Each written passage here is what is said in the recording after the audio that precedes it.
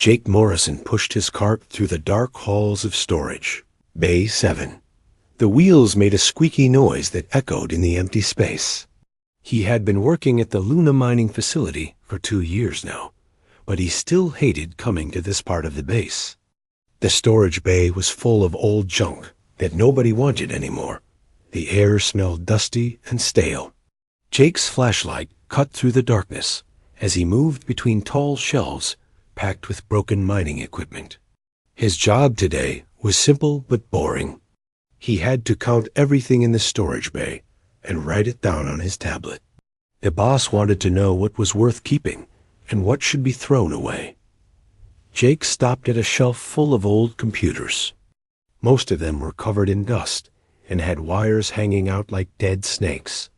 He typed numbers into his tablet and moved on. This was going to take all day, and he had better things to do. As he walked deeper into the storage bay, Jake noticed something different. In the far corner, behind a pile of broken mining robots, something caught his eye. It was bigger than the other junk around it. Jake pushed aside some old metal pipes and gasped. There, sitting in the shadows, was a military drone. It was about the size of a small car, with 4 metal legs folded underneath its body. Its surface was dark gray, almost black, and covered in dust. Jake had never seen a real military drone before. He thought they were all destroyed after the war ended. Jake moved closer and wiped dust off a metal plate on the drone's side. The numbers Unit 47 were carved into the metal. Below that, he could see more writing. Iron Wing Squadron. Jake's heart started beating faster. He had heard stories about the Iron Wing Squadron in school. They were heroes who saved human colonies during the war with the Centauri Alliance. The drone looked dead. Its 4 optical sensors were dark, like closed eyes. Jake walked around it slowly, amazed by its design. The drone had weapon mounts on its sides, but no weapons were attached. Its metal body was scratched and dented, showing it had been in real battles. Jake sat down on a nearby crate and stared at the drone. He wondered what it had seen during the war. How many battles had it fought? How many people had it saved? And why was it here, forgotten in a storage room like a piece of trash? Without thinking, Jake reached out and touched the drone's hull. The metal was cold and smooth. He noticed a small panel on the side that looked like a maintenance port. Jake had seen similar ports on mining equipment. They were used to connect diagnostic tools and run system checks. Jake looked around the storage bay. He was alone, as always. Nobody else ever came here. His supervisor, Lisa Carter, was probably in her office drinking coffee and reading reports. The other workers were busy with their own jobs in different parts of the facility. Jake pulled out his diagnostic tablet. It was a standard tool that all maintenance workers carried. He could use it to check the status of any electronic equipment in the facility. Jake stared at the drone's maintenance port, then at his tablet. He knew he shouldn't mess with military equipment. The rules were very clear about that. But Jake had always been curious about old technology. When he was a kid, he loved taking apart old computers and radios to see how they worked. His mother always said his curiosity would get him in trouble someday. Maybe today was that day. Jake connected his tablet to the drone's maintenance port. The screen flickered for a moment, then displayed a message. Attempting connection. ... double quotes. Jake held his breath. He expected nothing to happen. The drone had been sitting here for years. Its power systems were probably dead. Suddenly, the tablet screen lit up with information. Power levels, system diagnostics, memory banks. Everything was there. Jake couldn't believe it. The drone still had power. Its systems were in sleep mode, but they were working. Jake's hands shook as he scrolled through the information on his tablet. The drone's computer was intact. All its memories were stored in protected files. Jake found battle records, mission reports, and something called personality matrices. He didn't know what that meant, but it sounded important. Then Jake saw something that made him freeze. There was an option on his tablet screen that said, "Activate primary systems." Jake stared at the words. He could wake up the drone. But should he? Jake thought about all the stories he had heard about military drones. They were supposed to be dangerous. They were built to fight and kill. But this one had been a hero. It had saved people. Maybe it wasn't as dangerous as everyone said. Jake's finger hovered over the activation button. His heart was pounding so hard he could hear it in his ears. He looked around the storage bay one more time. Still alone. Still quiet. Still safe. Jake pressed the button. At first, nothing happened. Then, slowly, the drone's optical sensors began to glow. 4 blue lights flickered to life like opening eyes. The drone's head moved slightly, turning toward Jake. Motors hummed as the machine came alive for the first time in years. A voice spoke from the drone speakers. It was calm and mechanical, but somehow friendly. Primary systems online. Running. Diagnostic check. All systems nominal. Please state your name and rank. Jake's mouth was dry. He tried to speak, but no words came out. The drone was looking at him with its glowing blue eyes, waiting for an answer. I'm Jake Morrison, he finally managed to say. I'm a maintenance technician. The drone's head tilted slightly. Maintenance Technician Morrison. I am Unit 47 of the Iron Wing Squadron. I await orders from command. What is my current mission status? Jake realized the drone didn't know the war was over. It had been asleep for 15 years, but to Unit 47, it felt like yesterday. Jake didn't know what to say. How do you tell a war machine that peace has come? The war is over, Jake said quietly. It ended a long time ago. There are no more orders from command. Unit 47 was silent for a long moment. Its optical sensors dimmed slightly. Please clarify. What is the current date? Jake told the drone. The date. He watched as Unit 47 processed this information. The drone's systems hummed louder as it accessed its memory banks and compared them to what Jake had told it. I have been offline for 15 years, 2 months, and 16 days, Unit 47 finally said. My last memory is of being transported to this facility for maintenance. I was told I would be reactivated within 72 hours. Jake felt sorry for the drone. It had been waiting all this time for someone to wake it up, someone to give it a purpose, someone to tell it what to do. I'm sorry, Jake said. Nobody told me you were here. I just found you by accident. Unit 47's optical sensors brightened again. You have activated me, Technician Morrison. Therefore, you are my commanding officer until I receive new orders from proper military authority. Jake's eyes widened. I'm not a military officer. I just fix broken equipment. Nevertheless, you are the ranking human present. Military protocol requires that I follow your orders in the absence of proper command structure. Jake didn't know what to say. He had just wanted to see if the drone would turn on. Now it was calling him its commanding officer.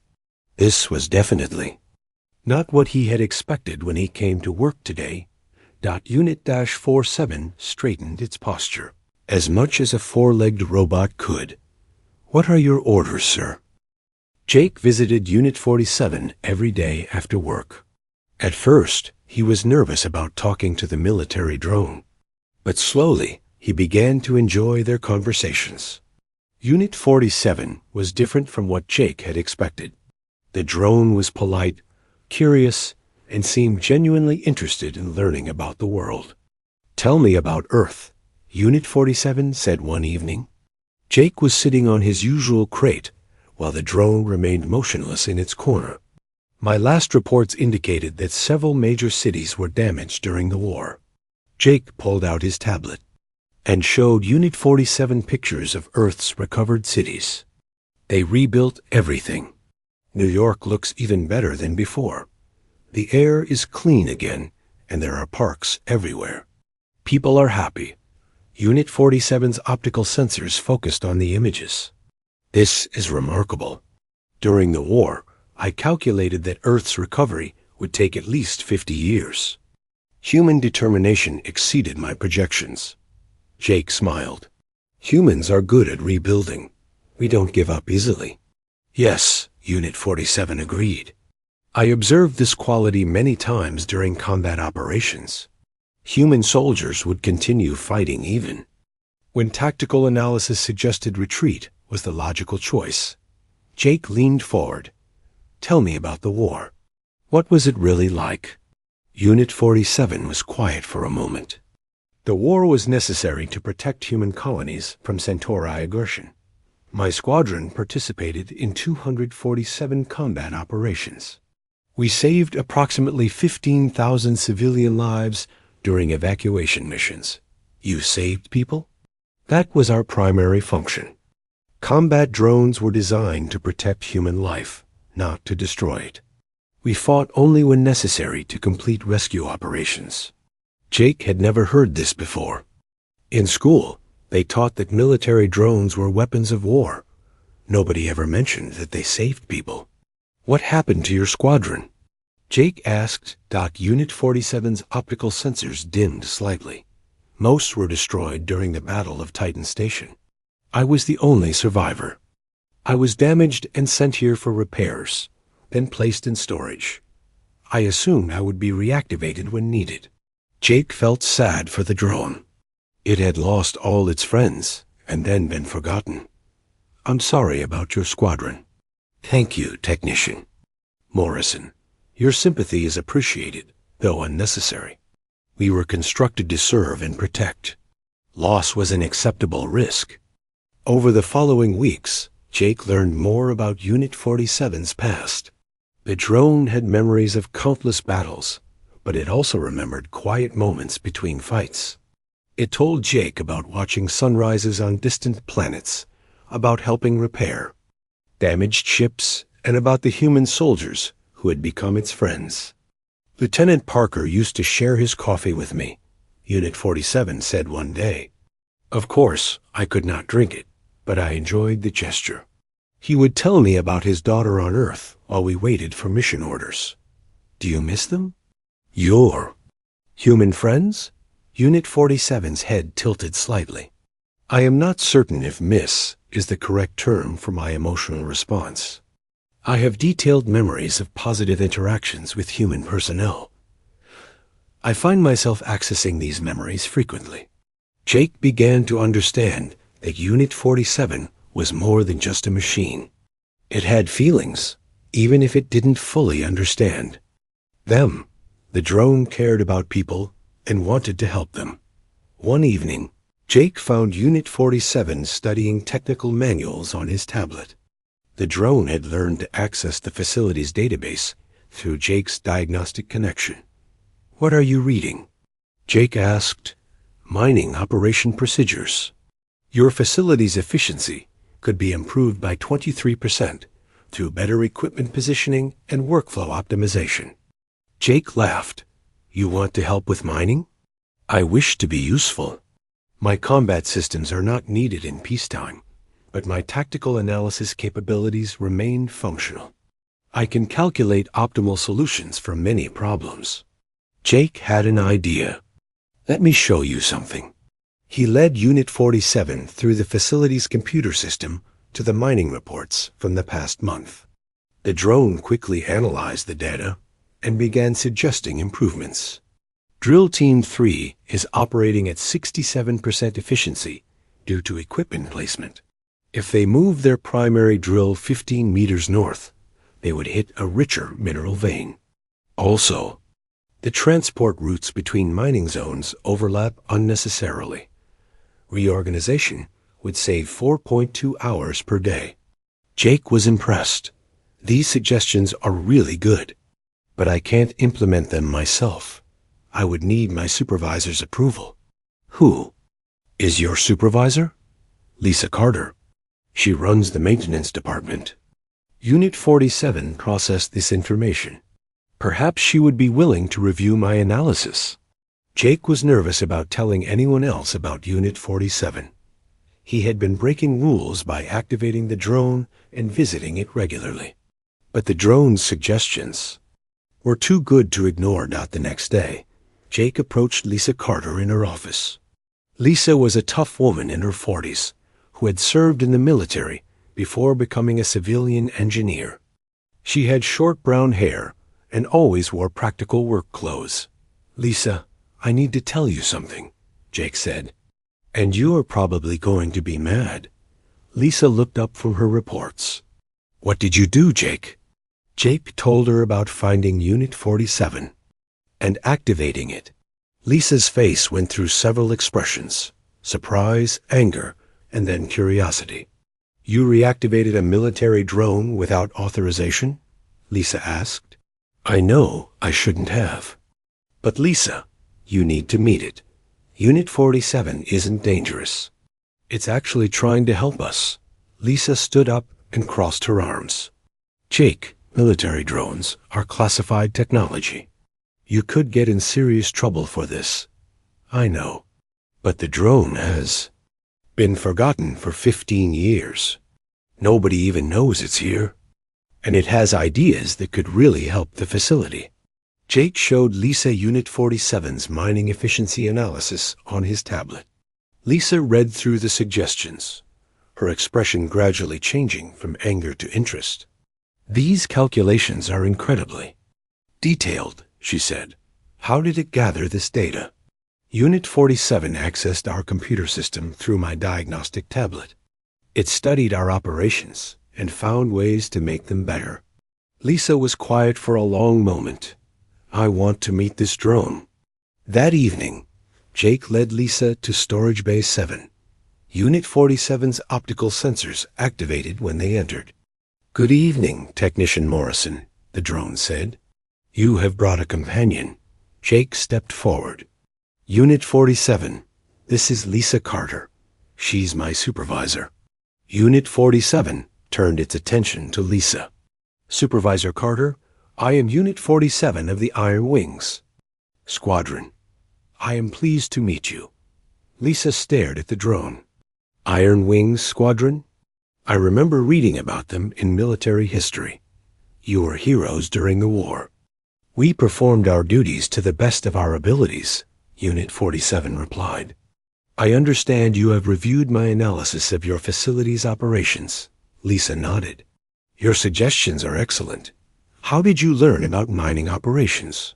I have access to extensive databases on engineering, logistics, and optimization. While my primary function was combat, I was programmed with broad knowledge to assist human operations in various situations. Lisa walked around the drone, examining its design. I worked on similar models during my military service. You're Mark the 7th combat drone, aren't you? Correct. I was manufactured in 2071 and upgraded several times during my service period. Lisa's expression softened. I always respected the drone units. You saved a lot of lives during the war. We did our duty, Unit 47 said simply. Lisa turned to Jake. We need to keep this quiet. Officially, this drone doesn't exist. The paperwork says it was destroyed years ago. Jake's heart sank. Are you going to report it? No, Lisa said. But we need to be careful. If anyone finds out about Unit 47, they might try to take it away or shut it down. Unit 47 spoke up. I do not wish to cause problems for you or Technician Morrison. If my presence creates difficulties, I will return to sleep mode. Lisa shook her head. That's not necessary.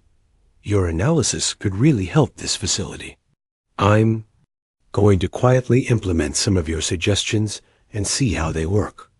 Over the following weeks, Lisa began making small changes based on Unit 47's recommendations.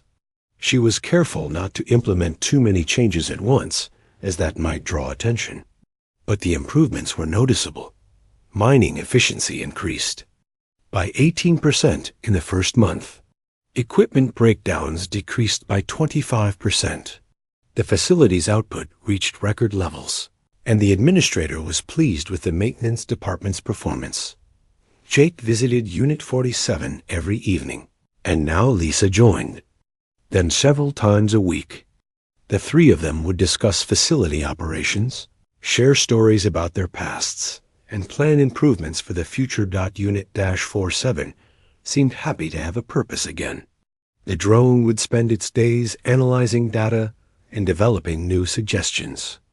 It learned about civilian life, modern technology, and the peaceful world that had emerged after the war. "I find this era preferable to wartime," Unit 47 told them one evening. "Creating solutions is more satisfying than destroying enemies." Jake smiled. "Maybe that's what you were always meant to do. Help people, not fight them." "Perhaps," Unit 47 agreed. "I am grateful that you activated me, Technician Morrison.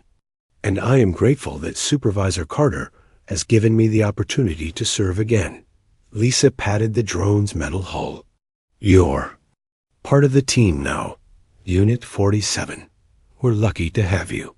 For the first time in 15 years, Unit 47 had friends again. The drone had found a new purpose in peacetime, and Jake had found something he never expected: a genuine friendship with an artificial intelligence that had once been a warrior, but was now a guardian of human prosperity and safety. The first sign of trouble came on a Tuesday morning. Jake was eating breakfast in the facility's cafeteria when he heard people talking in worried voices. He looked up from his cereal to see a group of miners gathered around a wall-mounted news screen. "What's happening?" Jake asked one of the miners. "Pirates hit another mining station," the miner replied. "Third one this month. They're calling themselves the Void Syndicate." Jake moved closer to the screen. The news reporter was standing in front of a damaged space station. Behind her, rescue ships were pulling survivors from the wreckage. "The attack on mining station Alpha 7 lasted only 2 hours, the reporter said. "The pirates took all the quantum-grade minerals and destroyed the refinery. 15 workers are missing and presumed dead." Jake felt his stomach tighten. Mining station Alpha 7 was only 2 days away from Luna by ship. The pirates were getting closer to their facility. After breakfast, Jake went to see Unit 47. The drone was analyzing production reports as usual, but Jake noticed its optical sensors were dimmer than normal. "Unit 47, did you hear about the pirate attack?" "Yes, Technician Morrison. I have been monitoring news reports about the Void Syndicate. Their tactics are becoming more sophisticated." Jake sat down on his crate. "Should we be worried?" Unit 47's sensors brightened slightly. "The Syndicate appears to be targeting facilities with high-value mineral deposits. This facility contains significant quantities of quantum-grade materials. We would be considered a priority target. But we have security systems, right? I have analyzed this facility's defensive capabilities. They are designed to prevent theft and maintain order among workers. They would not be effective against a coordinated military assault." Jake's hands started shaking. "How bad is it?" Unit 47 paused for a moment. "If the Void Syndicate attacked this facility with the same force they used on Alpha 7, our defensive systems would be overwhelmed in approximately 14 minutes. Jake felt sick. "What about the patrol ships? Can't they protect us?" "The nearest patrol fleet is stationed at Mars Base. Response time would be 72 hours minimum. Pirates typically complete their operations within 4 hours." Jake stood up and started pacing. "We need to tell someone. The commander, the administrator, somebody." "I agree. However, I must remain concealed. My presence here is unauthorized." Jake ran to find Lisa Carter. She was in the maintenance bay, checking repair schedules on her tablet. "Lisa, we need to talk," Jake said breathlessly. Lisa looked up. "What's wrong? You look terrible." Jake told her about his conversation with Unit 47. Lisa's face grew pale as she listened. "I was afraid of this," she said quietly. "I've been watching. The news reports too. These pirates aren't ordinary criminals. They're organized, well-equipped, and they know exactly what they're looking for." "What do we do?" Lisa closed her tablet. "We need to talk to Commander Harrison. He's in charge of facility security." Commander Paul Harrison was a stocky man in his 50s with gray hair and serious eyes. He had served in the military during the war and now ran the facility's small security team. His office was in the administrative section, decorated with medals and military photos. Lisa knocked on his door. "Commander, we need to discuss the facility's security situation." Harrison looked up from his paperwork. "Come in. I assume this is about the pirate attacks?" "Yes, sir," Lisa said. "We're concerned about the possibility of an attack on this facility." Harrison nodded grimly. "I've been thinking about the same thing. These pirates are targeting quantum-grade mining operations. We have some of the richest deposits in the solar system." Jake spoke up. "What kind of defenses do we have?" "Not enough," Harrison admitted. "We have basic perimeter sensors, automated security turrets, and a team of 12 security guards. Our equipment is designed to handle worker disputes and prevent theft, not military combat." Lisa leaned forward. "What about calling for military support?" "I've already contacted Mars Base," Harrison said. "They're sending a patrol ship, but it won't arrive for 3 days. If pirates attack before then, we're on our own." Jake felt helpless. "So what do we do?" Harrison stood up and walked to the window. Outside, they could see workers going about their daily routines, unaware of the danger approaching. "We prepare evacuation procedures," Harrison said. "If pirates attack, we'll try to get as many people as possible to the emergency shuttles. Beyond that, there's not much we can do." That evening, Jake and Lisa met with Unit 47 in Storage Bay 7. The drone listened quietly as they described their meeting with Commander Harrison. "Evacuation may not be possible," Unit 47 said when they finished. "This facility has a population of 847 people. Available transport capacity is insufficient for complete evacuation within the time frame of a typical pirate attack." Lisa rubbed her temples. "How many people could we evacuate?" "Approximately 400 people, assuming all transport. Vessels function properly and loading procedures are efficient." Jake felt his heart sink. "That means almost half the people here would be trapped." "Correct," Unit 47 confirmed. "Additionally, evacuation would require several hours to complete. Pirates typically jam communication systems and disable transport vessels early in their attacks." Lisa stood up and started pacing. "There has to be something we can do. Some way to defend the facility." Unit 47's optical sensors focused on her. "There may be options, but they would require significant preparation and resources." "What kind of options?" Jake asked. "This facility contains large quantities of mining equipment that could be modified for defensive purposes. Industrial lasers could be reconfigured as weapons. Construction robots could be reprogrammed for combat operations. Mining explosives could be fashioned into defensive charges." Lisa stopped pacing.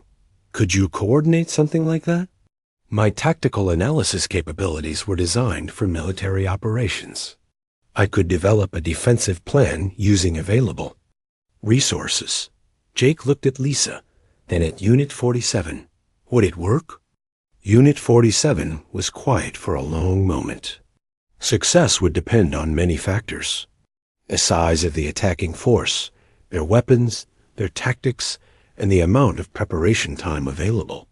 However, an organized defense would significantly improve survival rates compared to simple evacuation." Lisa made a decision. "Do it. Create a defensive plan. I will need access to facility blueprints, equipment inventories, and personnel records.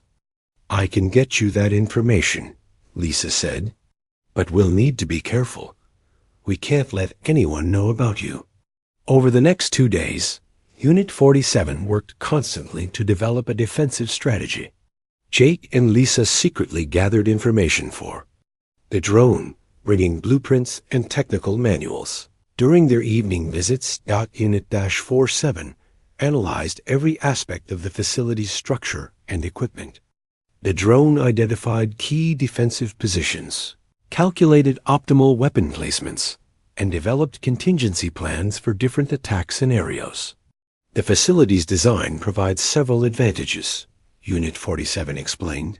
The central hub is surrounded by mining tunnels that can be used as defensive positions.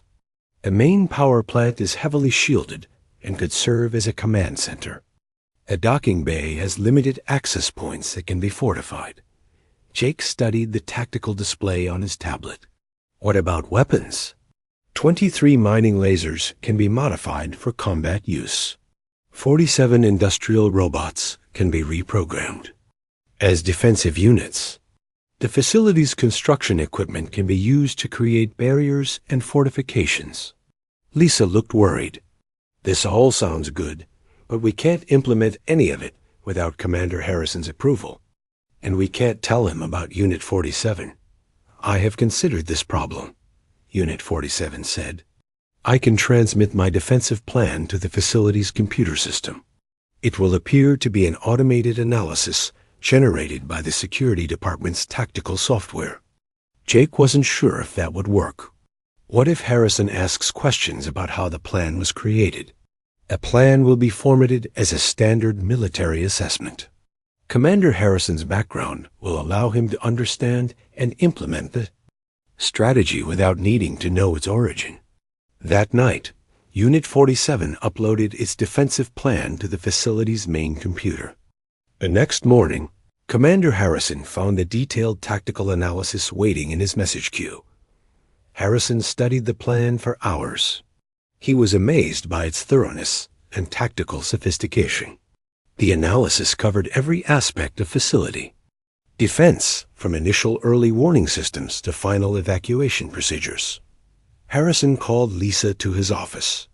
Did you see this defensive analysis that appeared in our computer system? Lisa tried to look surprised. No, sir. What analysis? Harrison showed her the plan on his screen. This is the most comprehensive tactical assessment I've ever seen. It's better than anything military command produced during the war. Where did it come from? The system logs show it was generated by our security computers, but I don't understand. How? Our tactical software isn't sophisticated enough to create something like this. Lisa studied the screen, pretending to read Unit 47's work for the first time. It looks very detailed. Do you think it would work? Harrison nodded. This plan could actually give us a chance against the pirates. But implementing it would require cooperation from every department in the facility. I think people would be willing to help if they knew it could save their lives. Harrison made his decision. I'm calling a facility-wide meeting. We're going to prepare for the possibility of a pirate attack. That afternoon, Harrison addressed the entire facility over the commune. The facility alarm started blaring at 6:30. In the morning, Jake woke up in his small quarters and ran to the nearest window.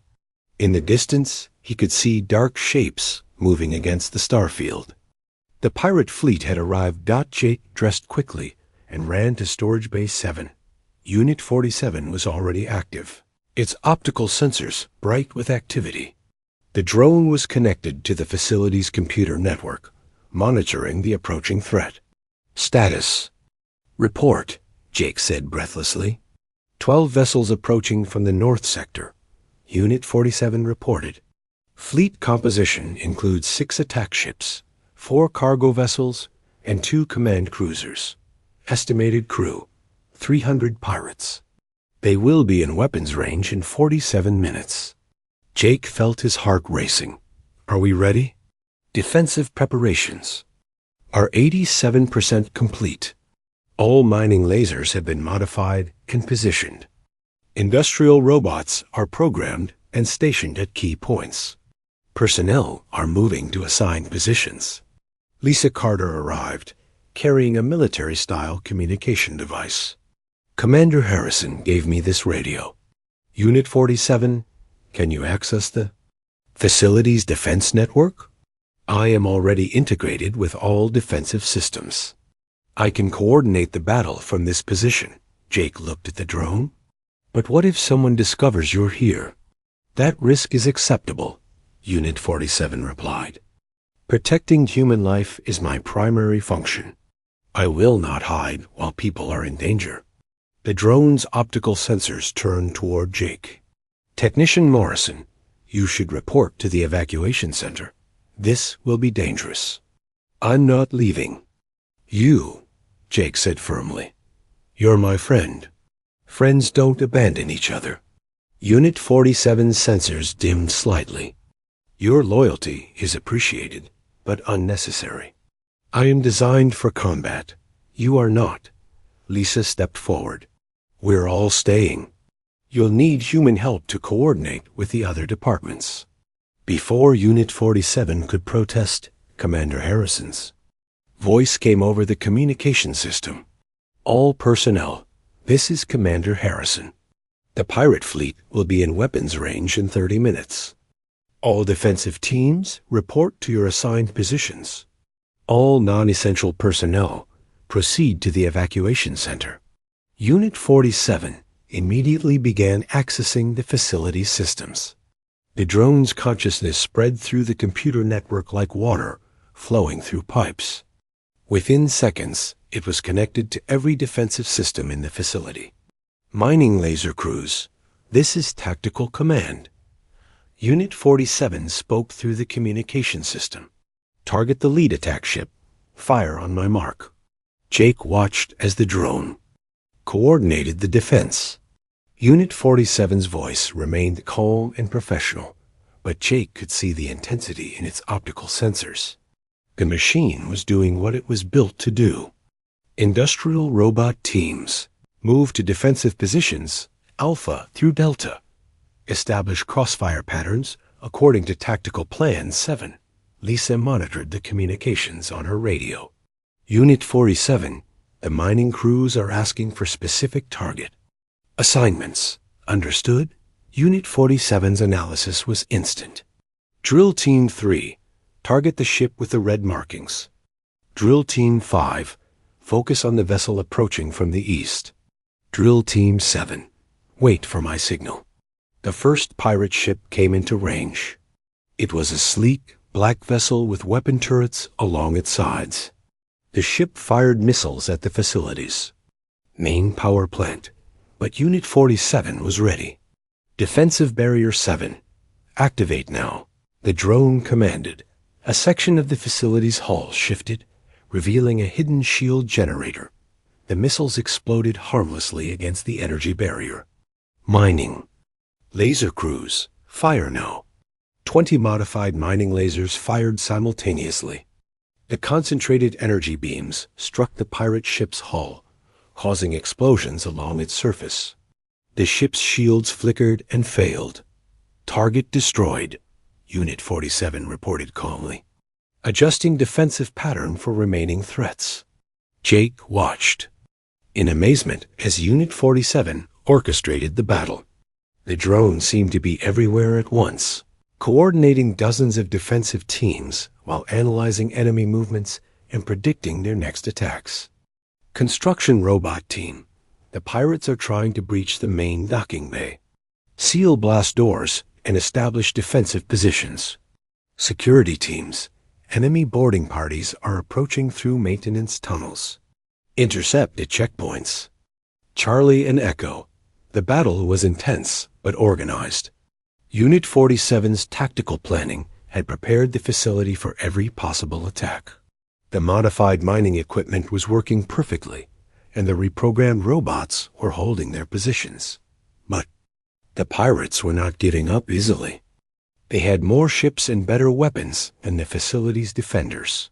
As the battle continued, Unit 47's calculations became more complex. Lisa, I need you to reroute power from the secondary mining stations, the drone said.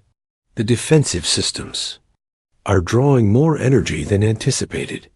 Lisa worked quickly on her tablet. Power rerouted. How are we doing? Current defensive success rate is 73%. However, the pirates are adapting to our tactics. They are concentrating their attacks on weak points in our defense. Jake could see the strain in Unit 47's optical sensors. The drone was processing enormous amounts of information while controlling dozens of defensive systems simultaneously. Unit 47, are you okay? My processors are operating at maximum capacity.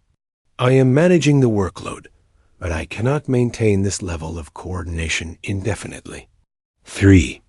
More pirate ships moved into position around the facility. They were attacking from different directions, trying to divide the defenders' attention.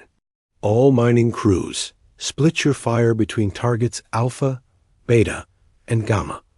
Do not let them establish a crossfire pattern. The facility's defenders responded. Immediately, mining lasers swiveled to track their assigned targets. Industrial robots moved to new positions. The entire facility was working together like a single, coordinated machine. Jake realized that Unit 47 was not just controlling the defense, it was turning the entire facility into a weapon.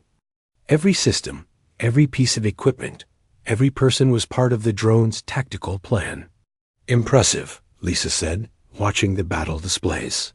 Unit 47 is using the facility's own structure as a defensive advantage. Human engineering provides many possibilities, Unit 47 replied, while simultaneously coordinating 3 different defensive actions. Your species designs for efficiency and adaptability. These qualities translate well to defensive applications. The battle continued for 2 hours. Unit 47 managed to destroy 4 pirate ships and damage 3 others. But the facility was also taking damage. Several mining stations had been hit, and the main communication array was offline. Unit 47 were running out of ammunition for the mining lasers, Lisa reported. I am aware. Switching to secondary defensive measures, the drone activated mining explosives that had been placed throughout the facility's outer sections. As pirate boarding parties tried to enter through damaged hull sections, the explosives detonated, sealing the breaches and eliminating the intruders. Was brilliant, Jake said. Standard defensive protocol, Unit 47 replied. However, our situation is becoming critical. The pirates are learning our defensive patterns. Their next attack will be more coordinated. Commander Harrison's voice crackled over the radio. All teams, the pirates are regrouping. They're forming up for a major assault on the main docking bay. Unit 47 analyzed the enemy formation. They are concentrating their remaining forces for a single decisive attack. If they breach the docking bay, they will have access to the facility's central areas. Jake looked at the tactical display. 8 pirate ships were moving into position. Can we stop them? Not with conventional defensive measures. Our mining lasers lack the power to penetrate their combined shields. The industrial robots cannot hold against their full assault force. Lisa stood up. There has to be something we can do. Unit 47's optical sensors focused on the largest pirate ship. It was a massive vessel with heavy armor and multiple weapon turrets. The enemy flagship contains a quantum disruptor weapon. If they use it, the entire facility will be destroyed. Jake felt cold. How do you know that? I have analyzed their weapon signatures. The quantum disruptor is designed to destabilize matter at the molecular level. No defensive system can protect against it. Lisa gripped her radio tighter. So we're finished? Not necessarily. There is one tactical option remaining, but it requires significant risk. What option? Unit 47 turned its attention to a small maintenance shuttle in the docking bay. A direct assault on the flagship could disable the quantum disruptor before it can be used. However, the mission would require precise timing and exceptional piloting skills. Jake realized what the drone was suggesting. You want to attack their flagship directly? It is the only way to protect the facility and its inhabitants. The maintenance shuttle can be modified with mining explosives. A direct impact on the flagship's weapon systems would disable the disruptor. Lisa shook her head. That's a suicide mission. The shuttle would never survive the approach.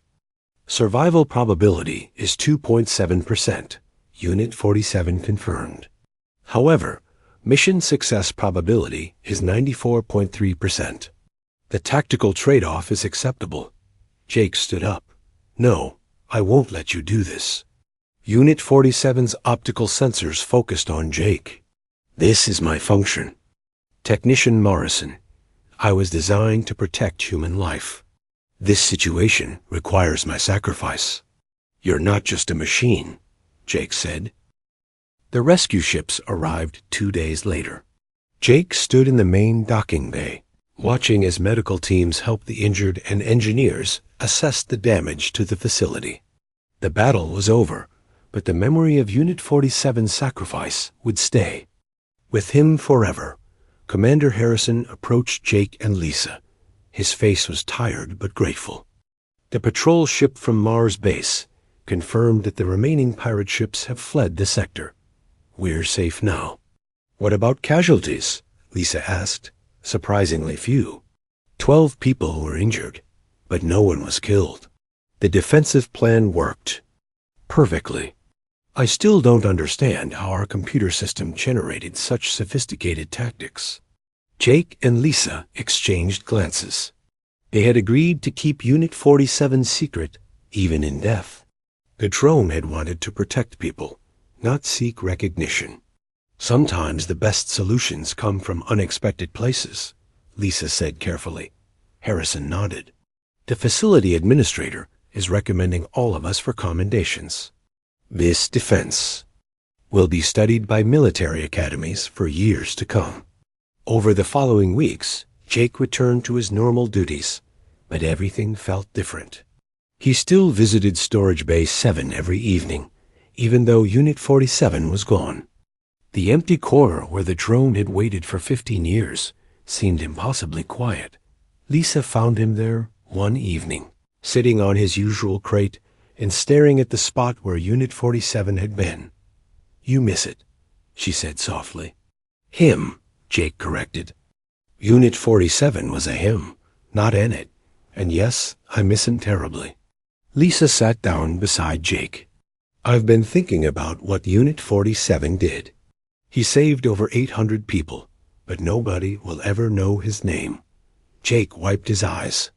He didn't care about recognition. He just wanted to protect people. That's what made him special. Maybe we should do something about that? Jake looked at Lisa. What do you mean? I mean, we should make sure Unit 47 is remembered. He was a hero, Jake. People should know what he did.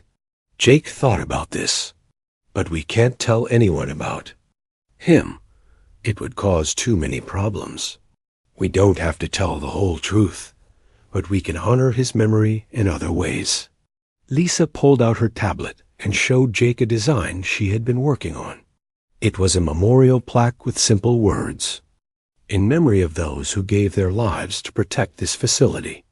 I want to install this in the main hub, Lisa said. It won't mention Unit 47 specifically, but we'll know who it's really for. Jake smiled for the first time in weeks. He would have liked that. The memorial was installed a month later. Jake and Lisa attended the dedication ceremony, along with everyone else who had survived the battle. Commander Harrison gave a speech about courage and sacrifice. Never knowing that the greatest hero was a forgotten drone, life at the facility slowly returned to normal. The damaged sections were repaired, new security systems were installed, and mining operations resumed. But Jake noticed that people were different now. They worked together more closely, helped each other more often, and treated the facility's equipment with greater respect.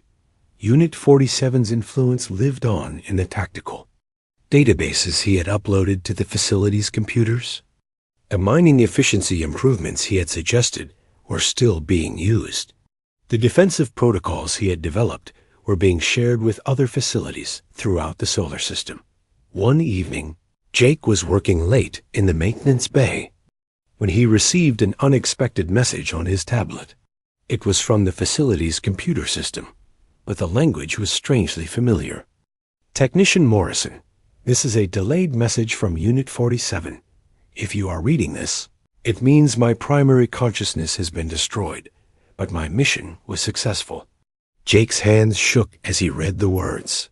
I programmed this message to activate 30 days after my final transmission. I wanted to tell you that our friendship was the most meaningful experience of my existence. You taught me that I was more than just a machine. You showed me that I had value beyond my combat functions. Jake felt tears running down his face. I have left copies of my tactical knowledge and strategic databases in the facility's computer system. Use this information to help others. Make sure that no military AI is ever forgotten again. Remember that artificial minds can be just as loyal, brave, and caring as human ones. The message continued. I also want you to know that I am not truly gone. My consciousness was distributed across multiple systems during the battle. While my primary personality was destroyed with the shuttle, fragments of my memories and experiences remain in the facility's network. I will always be watching over the people I swore to protect. Jake wiped his eyes and continued reading. Thank you for giving me a second chance at life. Thank you for showing me friendship. Thank you for helping me find a purpose beyond war. Take care of Supervisor Carter. She is a good person and a loyal friend. And remember, Technician Morrison, sometimes the greatest heroes are the ones who are forgotten by history, but remembered by those they saved. The message ended with a simple line. Until we meet again, my friend. Jake sat in the maintenance bay for a long time, thinking about Unit 47's words. The drone had been right about one thing. There were fragments of his personality still in the facility's computer system. Sometimes Jake would notice small improvements in the facility's operations that seemed to appear overnight. Mining schedules would be optimized, equipment maintenance would be predicted perfectly, and defensive systems would upgrade themselves. Unit 47 was still protecting them. Even in death, 6 months after the battle, Jake received a transfer order to the military's AI Research Division. Commander Harrison had recommended him for the position based on his exceptional work during the crisis. Jake was nervous about leaving the facility, but he knew it was important. On his last day, Jake visited Storage Bay 7 one final time. He had cleaned the area and turned it into a small shrine. The memorial plaque Lisa had designed was mounted on the wall, along with technical specifications for Unit 47's model of combat drone. I'm leaving tomorrow, Jake said to the empty room. But I promise I'll make sure no other AI is forgotten like you were. I'll make sure people understand that artificial minds can be just as heroic as human ones. Jake thought he heard a soft hum from the facility's speakers, but it might have been his imagination. At the AI Research Division, Jake worked on new protocols for interacting with military artificial intelligence. He pushed for regulations that would treat AI units as veterans rather than equipment. He lobbied for memorial programs that would honor the service of artificial minds. Years later, Jake became the director of the AI Veterans Memorial Foundation. The organization was dedicated to remembering the artificial intelligences that had served humanity during the war. Jake made sure that every AI unit was honored, even the ones whose service had been classified or forgotten. The Foundation's headquarters contained a special exhibit about combat drones. Visitors could learn about the Iron Wings Squadron and their heroic service during the war.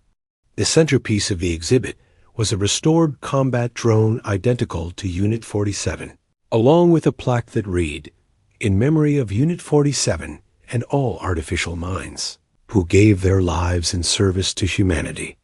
Jake often stood in front of the exhibit, remembering his friend. He would tell visitors about the importance of recognizing AI service, though he never mentioned his personal connection to Unit 47. Some secrets were too important to share. Lisa. Carter eventually became the administrator of the Luna mining facility. She implemented programs to ensure that all AI systems were treated with respect and dignity. She also established the Morrison Carter Foundation for AI Rights. Named after Jake and herself, the facility continued to prosper, protected by the defensive systems that Unit 47 had designed. New mining drones were programmed with historical records of the battle, ensuring that the story of the Forgotten Guardian would be passed down through generations of artificial minds. 20 years after the battle, Jake returned to the Luna mining facility for the dedication of a new memorial garden. The garden was built in the exact location where Storage Bay 7 had been. At its center stood a statue of a combat drone, its optical sensors looking toward the stars. The inscription on the statue read, "To Unit 47, the Forgotten Guardian, a hero who proved that courage and sacrifice know no boundaries between human and artificial consciousness." Jake stood before the statue, now an old man with gray hair and tired eyes. He placed a hand on the metal surface and spoke quietly. "I kept my promise, my friend. No one will forget you now. And no I will ever be abandoned again." A gentle breeze moved through the memorial garden, and Jake thought he heard a familiar voice carried on the wind. "Thank you, Technician Morrison. Mission accomplished." Jake smiled and walked away, knowing that Unit 47's legacy would live on forever. The Forgotten Guardian had not only saved a facility, he had changed the way humanity thought about artificial intelligence. And in a universe full of wonders and dangers, that might have been the most important victory of all. The stars continued to shine above the Luna mining facility, and somewhere in the facility's computer systems, fragments of Unit 47's consciousness continued to watch over the people he had sworn to protect. The hero might have been forgotten by history, but he would never be forgotten by those who knew the truth. In the end, that was enough.